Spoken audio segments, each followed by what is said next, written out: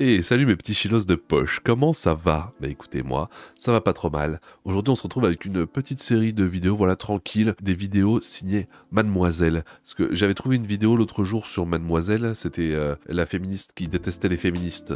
Vous vous souvenez? Ah oui, elle était pas mal celle-là, hein. Franchement, c'était du lourd. Mais du coup je me suis baladé un peu sur leur page, j'ai trouvé d'autres spécimens. Il y en a des, je peux pas faire des vidéos dessus parce que sinon je vais aller en prison directement. Donc voilà, on va juste regarder deux petites vidéos comme ça que j'ai trouvées, voilà, juste après le générique. Lançons-le. On va parler aujourd'hui malaise. Il y a quelqu'un qui est enculé. Je suis en présence d'une personne qui fait apparemment un malaise. J'ai envie d'être une con. Snoop Doggy Dogg. Alors qu'est-ce qu'on attend?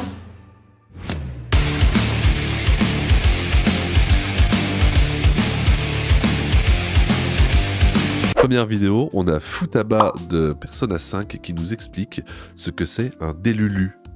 Qu'est-ce que c'est un délulu? Moi je sais pas. Votre crush aime vos posts? Mais c'est carrément l'amour fou. Votre crush met des jours à répondre à vos messages? Eh bien c'est parce que votre crush regorge tellement de passion pour vous qu'il met du temps à l'écrire sa réponse, voyons. En fait, si vous commencez à vous faire des films dès que vous craquez sur quelqu'un, c'est que vous êtes peut-être délulu. Mais concrètement, ça veut dire... C'est ça les articles de Mademoiselle? Il y a des gens qui achètent ça ou ça existe plus que sur les réseaux sociaux? C'est une vraie question que je me pose. Est-ce que c'est vraiment un média de référence? Probablement. Dire quoi être délulu en amour et pourquoi notre génération y est particulièrement sujette. Le mot délulu vient de l'anglais delusional que l'on pourrait traduire en français par délirant.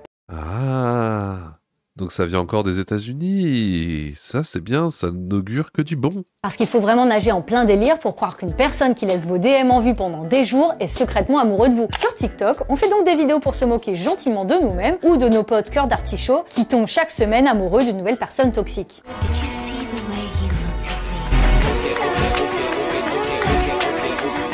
Un peu comme Carrie Bradshaw dans Sex and the City. Oh non mais pourquoi à chaque fois qu'il y a une interview de ces gens-là, ils sont obligés de tout ramener à des séries? C'est pas un média sérieux, ça. Qui met des saisons à comprendre que son crush big est un red flag ambulant et pas son prince charmant. Attention, être délulu n'est pas une maladie. En psychologie, on parlerait plutôt de l'imérence. État d'esprit involontaire d'un individu très amoureux qui se caractérise par un puissant désir de réciprocité des sentiments, impliquant des pensées intrusives, obsessionnelles et compulsives. Sur TikTok, le terme délulu prend de l'ampleur depuis juin 2023 et compte déjà plus de 1,3 milliard de vues. Parce que... Mais qu'est-ce que... Oui, ok. Quel intérêt de faire une vidéo là-dessus? Vous m'expliquez? Moi, je suis perdu. Ça résonne particulièrement avec notre génération qui a toutes les raisons d'être un peu délulu. En effet, on regorge de mots pour caractériser la négligence, la maltraitance, voire la violence en matière de dating, et c'est sûrement parce que le terrain des rencontres amoureuses et sexuelles s'avère plus miné que jamais. De quoi se décourager? Mais de quoi elle parle? Moi, je suis paumé, je comprends rien, là. Moi, je dois être trop bête. À moins de faire preuve d'une bonne grosse dose de déni délirant. C'est notamment ce qu'interroge Talma Desta dans son essai autour des injonctions au couple et à la course à la sexualité active qui serait forcément émancipatrice. Sauf que, spoiler, c'est rarement le cas. En fait, les jeunes occidentaux baiseraient de moins en moins. D'après des stats de l'IFOP de mars 2023, 40... Mais pourquoi ça part sur ce sujet? J'ai pas compris. Attends, d'où on est passé? Non, en fait, ça m'intéresse pas. Mais ça passe un peu du coq à l'âne. J'ai l'impression qu'on traite un peu des sujets qui n'ont rien à voir les uns avec les autres, mais c'est cool. 3% des Français et Françaises de 18 à 25 ans n'avaient connu aucun partenaire sexuel durant l'année écoulée. Alors que 8 ans auparavant, il et elle représentaient 25%. Et la baisse serait encore plus importante aux États-Unis, à tel point que The Atlantic parle de récession sexuelle. Alors qu'on cumule les crises sanitaires, sociales, politiques, économiques, écologiques, on n'a plus trop ni le temps ni l'envie de se pécho. D'ailleurs, la pandémie a pu servir... Oui, j'avoue que moi, le réchauffement climatique et le fait qu'on a moins de neige en hiver, ça me donne vraiment plus envie de choper. C'est chaud quand même, c'est chaud. Il y a un mec qui est un responsable éditorial qui a lu un peu son draft, là, son brouillon, et qui a dit « C'est bien. Vas-y, lance-toi, fais une vidéo, c'est top. » D'espace-temps inédit de remise en question au niveau sentimental, sexuel et de calmer nos ardeurs. L'heure de la fatigue du dating a donc plus que jamais sonné, comme l'écrivait Judith Duportail dans son essai. Finalement, avec ce hashtag délulu, une bonne partie de la jeunesse TikTok ironise à juste titre sur cette bonne dose de déni pouvant paraître de plus en plus nécessaire pour oser rencontrer sexuellement et romantiquement aujourd'hui. Et vous, dites-nous en commentaire si vous êtes un peu, beaucoup ou complètement délulu et suivez-nous Je suis complètement délulu par ce que tu viens de dire. Ça veut absolument rien dire. Nous sur Mademoiselle. Ah ouais, je vais vous suivre, mais oui, moi je suis complètement délulu par ton histoire là. En fait, elle m'a abasourdi d'informations, j'ai rien compris.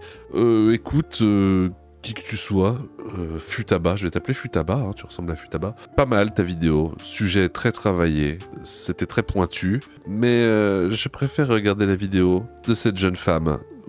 Enfin, voilà, si j'ai le droit de l'appeler comme ça, elle refuse de genrer son enfant. Vous avez déjà vu le film Problemos avec Éric Judor, et deux Éric Judor d'ailleurs, où il se retrouve dans un camp de hippies, et il y a un couple qui a un enfant, et il s'appelle l'enfant, parce que c'est à l'enfant de choisir son prénom, et en fait, il sait pas si c'est un garçon ou une fille, et du coup c'est marrant, parce que du coup les parents sont en mode ouais, mais c'est à lui de choisir son prénom et son genre, ouais man, ben voilà, ça y est, on y est. Il a pas de prénom?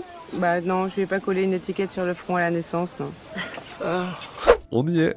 Voilà, trop fort quand je pense que c'est Eric, voilà, de Eric et Hamzi, qui, voilà, c'était le prophète. Il savait que ça allait se finir comme ça. On va regarder un petit peu de son interview, pas en entier, je pense. Hein. Voilà, rien qu'en voyant le personnage, on sait de quoi ça va parler. On sait que ça va être pas spécialement intelligent, que ça va nous rendre un peu plus énervés qu'avant. Donc on va regarder un petit bout. Moi, genrer mon enfant, par exemple, c'était quelque chose qui me pesait. Alors il faut pas confondre identité de genre et expression de genre, sinon on va mal partir. Je pense particulièrement parce que je suis non-binaire, les sujets du genre, c'est quelque chose qui m'a toujours beaucoup touchée. Et donc, des années avant d'avoir un enfant, je m'intéressais déjà à la façon dont on pouvait élever nos enfants de la façon la plus libre possible pour que... Mais du coup, tu as eu un enfant. J'ai le droit de le dire ou pas? Non, je vais avoir des problèmes. Ça veut dire que t'es une femme? Si t'as un enfant, non? Je sais pas. Non, pardon, je voulais offusquer personne. Chaque enfant puisse trouver sa propre personnalité au-delà des petites cases dans lesquelles on essaye de nous faire entrer. On a beau essayer d'offrir des jouets, des vêtements, etc. Non genrés, on voit très bien que le sexisme il existe toujours et que les enfants à 3 ans sont déjà en train de dire c'est un truc de garçon, c'est un truc de fille. Je me suis dit bon... C'est quoi des jouets non genrés? Ils ont la petite pastille en dessous et c'est marqué non genré, approuvé par l'Union Européenne. Concrètement, en France, avec notre langue française ultra genrée, avec notre culture, qu'est-ce qu'on peut faire? Moi, j'avais décidé, pour retarder le plus possible le moment où la société, où mes proches allaient projeter une vision genrée sur mon enfant, avec tout son lot de stéréotypes, de compétences et de traits de personnalité fantasmés, de ne pas donner le sexe de mon enfant pendant ma grossesse. La socialisation des enfants, faire grandir des enfants, c'est leur montrer un modèle, ce qui est déjà du coup... Tu t'ennuies beaucoup, non? Tu veux pas faire des choses? Tu veux pas apprendre un instrument? Tu veux pas apprendre à jouer de la batterie, de la guitare, je sais pas, faire de la peinture? Ça t'occuperait, je pense. Notre vision du monde, quelqu'un qui va être plus dans les arts va peut-être donner plus des crayons et donc son enfant va développer une appétence pour le dessin. Donc ce que je veux dire, c'est que c'est naturel pour les parents d'influencer leurs enfants, d'imposer des choses à leurs enfants. Moi, ma vision du monde, elle a pour objectif de laisser mon enfant le plus libre possible. Avant d'être adulte, on a été enfant.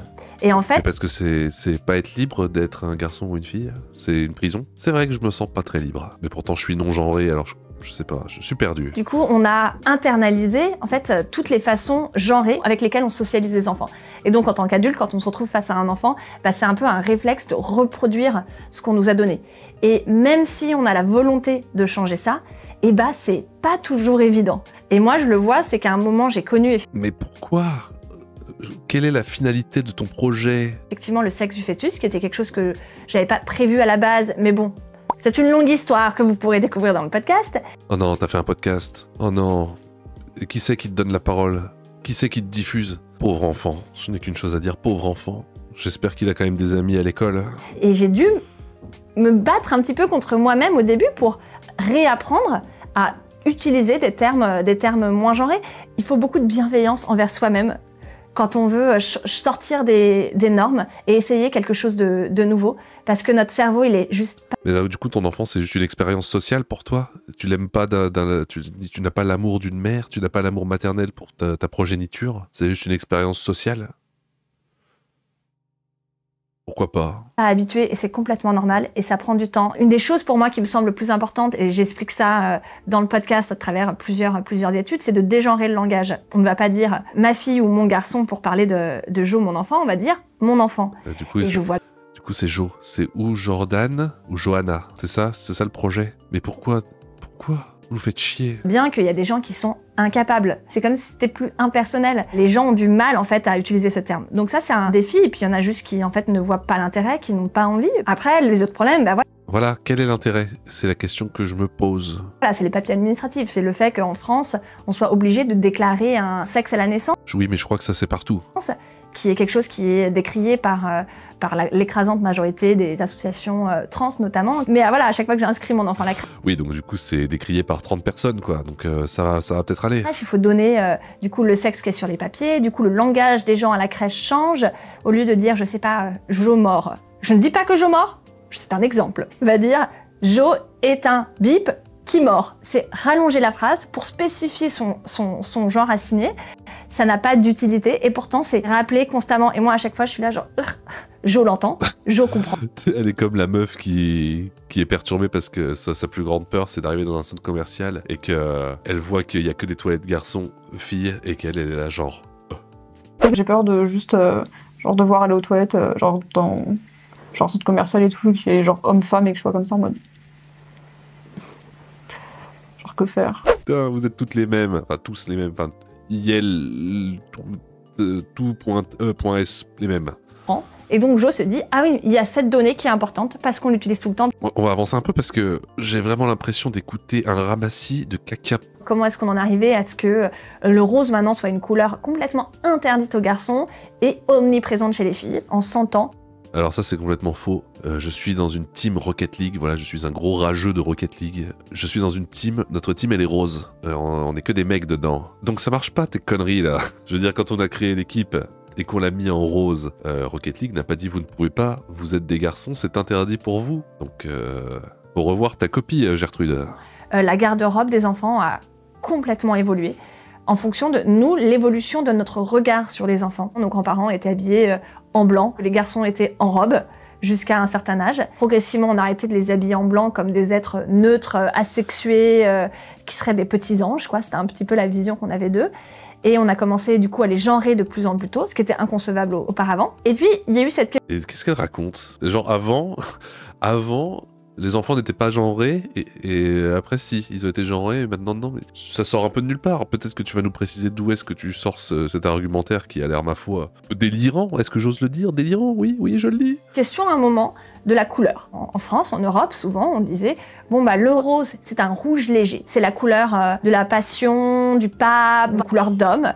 Le bleu, c'est la couleur de la Vierge Marie, de la douceur. Donc ça, c'est pour les filles. Finalement, c'est le rose qui est devenu la couleur des filles, le bleu qui est devenu la couleur des garçons. Oui, mais on s'en fout. Surtout à partir des années 80, là on s'est dit il faut vraiment qu'on capitalise dessus pour faire acheter aux parents. Je pense que les adultes... Oui, mais votre féminisme aussi c'est un pur produit du capitalisme et ça a pas l'air de trop vous déranger, donc c'est pas grave. On grandit dans les années 80, début 80, se rappellent que leurs vêtements n'étaient pas du tout aussi genrés qu'aujourd'hui et qu'on récupérait facilement les vêtements des grands frères, des grandes sœurs, alors que maintenant c'est quasiment impossible parce que les vêtements sont tellement genrés. C'est pas que une question de couleur. Bah après c'est vrai que nous les mecs on met un peu moins de crop top et de mini jupe quoi, mais au-delà de ça je sais pas trop